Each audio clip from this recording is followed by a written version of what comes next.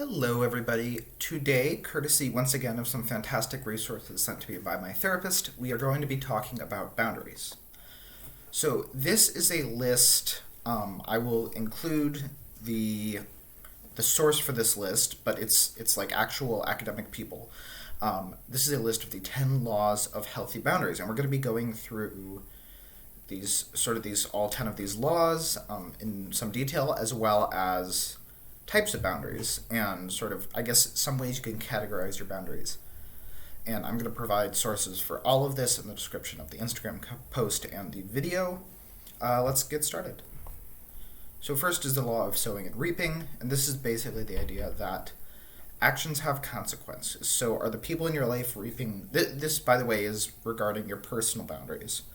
Actions should have consequences. The actions of people around you. Are people taking advantage of your kindness, your generosity, without having to give something back? Are people hurting you and not having any sort of consequences from you for that behavior?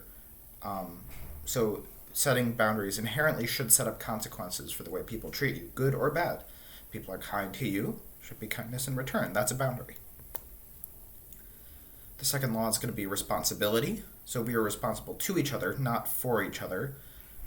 If someone is not treating you right, it's not on you to fix it. It's not on you to put in boundless time and energy to make sure they change as a person. The only thing it's on you to do is say, hey, I'm not okay with the way you're treating me. Set that boundary. Say, I'm not going to spend time with you if I'm treated this way. It's not on you to fix them or rescue them. Anything like that. The next is the law of power. So only certain things are within our power. And this is something I'm going to be talking about a lot next video. But only certain things are within your power. It's not in your power to change people. It's not in your power to make someone behave differently. What is in your power is what you can control. The way you act, the way you respond, and any influence you might have. You can ask someone to change, but you can't make them change. It's not on you. The next law is the law of respect. If we want others to respect our boundaries, we need to respect theirs. So we can't enforce our boundaries by violating others. We can give people consequences, like I talked about, for violating our boundaries, but we can't do it in a way that violates theirs. The consequences should be centric to us, not to them. The next would be the law of motivation. We have to be free to say no before we can really say yes. And this goes in a lot into ideas about consent, which is another possible topic. But consent's meaningless without the option to decline. If someone gets you to say yes, but it's only because you feel like there's going to be harm that comes to you if you say no, if you feel like you aren't free to say no, that yes doesn't mean anything. It's not a yes. The law of evaluation. We need to evaluate the pain and discomfort our boundaries cause others. And that doesn't mean that your boundaries shouldn't cause pain or discomfort. They absolutely should, and they probably will. Because people don't know your boundaries. The boundary is going to be a restriction on people's behavior towards you. Obviously, we'd like to believe people wouldn't rather take advantage of us, but if people can get something from us without giving back, and we say that's not an option, that's going to make people feel uncomfortable. If we say, hey, you can't treat me like this. But is that pain going to lead to injury or to growth? Are they going to say, hey, I clearly need to be putting more into this relationship to get something out of it? Or is the way you set boundaries not healthy for the relationship? The next would be the law of proactivity. We take action based on deliberate extensions of our needs and values. So essentially, I take this to mean our boundaries should be a direct extension of what's important to us, right? Like, don't set a boundary for no reason. Set a boundary because it aligns with your values. That was the way I chose to interpret this law. And the law of envy. So we cannot get what we need or want by focusing our boundaries on what others have instead of on ourselves. It's not going to bring you change to be envious because it's not based on your own options, right?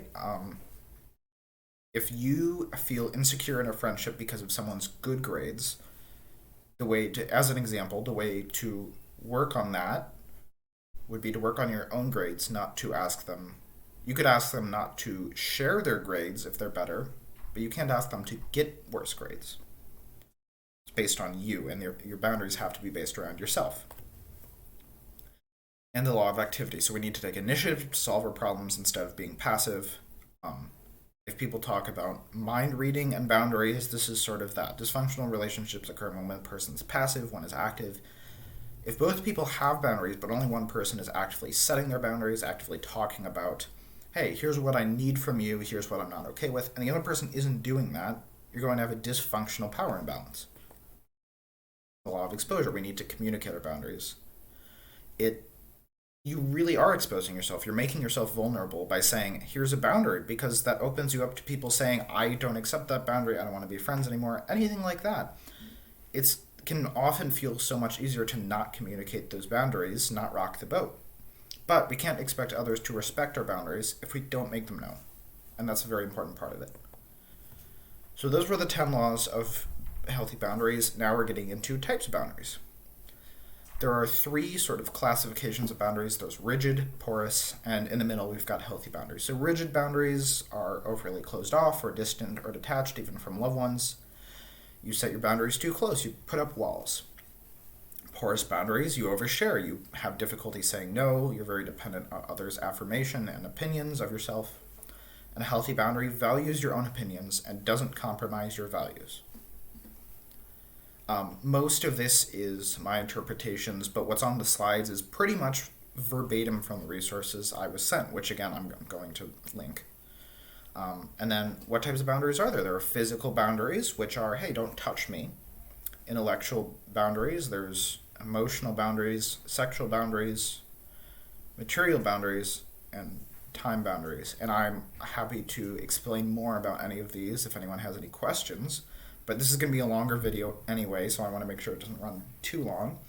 But those are the sort of 6 realms of boundaries, I guess you could call them. So next time we're going to talk about, as I said, power and influence. And I think after that, it will probably be a conversation about consent. I'm sorry that the schedule for these videos has gotten a little bit inconsistent. I'm still trying to get them out roughly every 2 weeks. But I think that's all I have, so I hope everyone enjoys the rest of their week, and thank you so much.